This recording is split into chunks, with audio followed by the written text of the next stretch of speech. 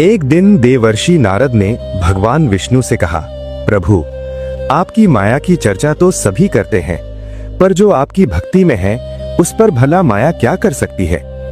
भगवान विष्णु मंद मुस्कान के साथ बोले, नारद, माया को समझना सरल नहीं, चलो तुम्हें इसका अनुभव कराता हूँ। ये कहकर भगवान अंतर्धान हो गए। कुछ समय बाद नारद स्वयं को एक अत्यंत सुंदर नगर के समीप खड़ा पाए। नगर समृद्ध था, शांत था और जीवन से परिपूर्ण दिखाई देता था। चलते चलते नारद को प्यास लगी। नारद जल की खोज में नगर के भीतर प्रवेश कर गए। नगर में प्रवेश करते ही उनकी भेंट एक सौम्य और सरल स्वभाव की कन्या से हुई। उसके व्यवहार में स्नेह था, उसकी दृष्टि में अपनापन। नारद का मन, जो अब तक वैराग्य में स्थिर था, धीरे धीरे उसी स्नेह में उलझने लगा। अनजाने ही वो आकर्षण प्रेम बन गया। संयोग से विवाह हुआ, फिर घर, परिवार, संतान और धीरे धीरे नारद स्वयं को संसार में पूरी तरह डूबा हुआ पाने लगे। वर्ष बीतते गए। एक दिन अचानक भयंकर बाढ़ आ गई।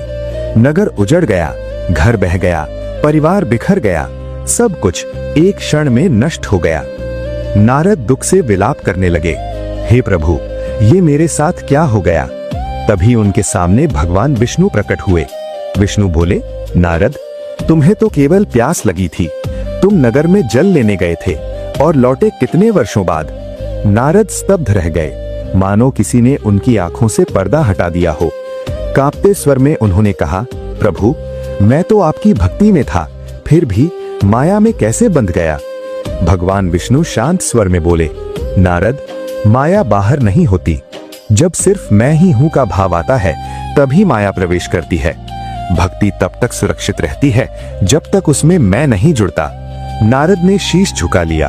भगवान विष्णु बोले, स्मरण रखना, जो मुझे जीतता है वो माया से मुक्त रहता है और जो स्वयं को जीतता है वो बंध जाता है। नारद की आंखों से अश्रु बह निकले। जय श्री हरि।